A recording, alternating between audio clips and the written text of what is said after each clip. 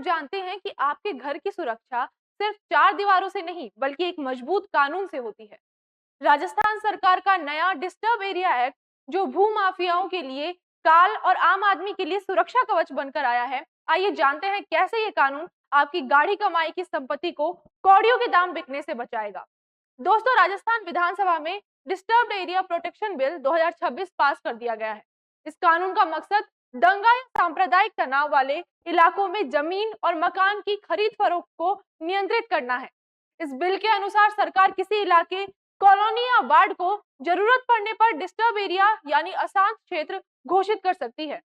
अगर कोई इलाका डिस्टर्ब एरिया घोषित होता है तो वहां कोई भी व्यक्ति अपनी जमीन या मकान एडीएम या एसडीएम की अनुमति के बिना नहीं बेच सकेगा।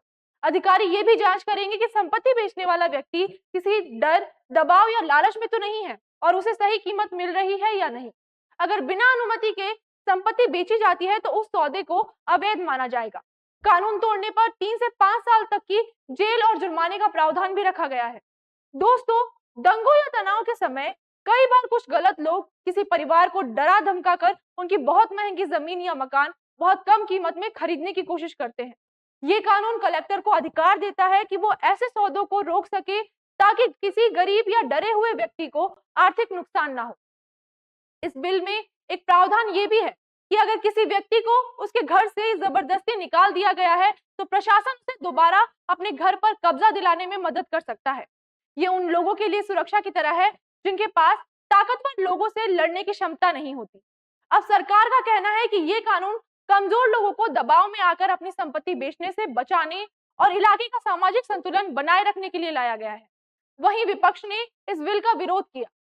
कांग्रेस नेता गोविंद सिंह डोटासरा ने इसे गुजरात के कानून की नकल बताया और कहा कि इससे समाज में विभाजन बढ़ सकता है। उन्होंने ये भी कहा कि अगर कांग्रेस दोबारा सत्ता में आती है तो इस कानून को हटाया जा सकता है। एक तरफ सत्ता पक्ष इसे सुरक्षा कह रहा है तो वहीं दूसरी तरफ विपक्ष इसे बंटवारा कह रहा है।